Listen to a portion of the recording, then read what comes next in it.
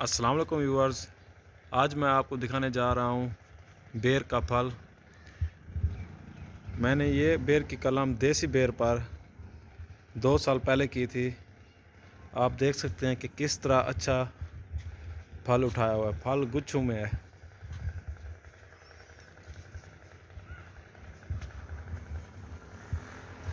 आप जब बेर की कलम कराते हैं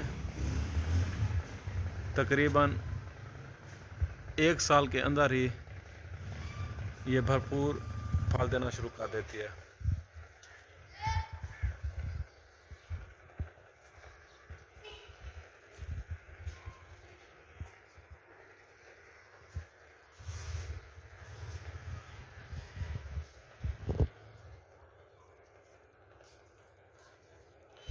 इस बेर की कलम मैंने लास्ट ईयर की थी। ये छोटी बेर है। मैंने इसे वी ग्राफ्ट किया था। इसका फल भी आप देख सकते हैं।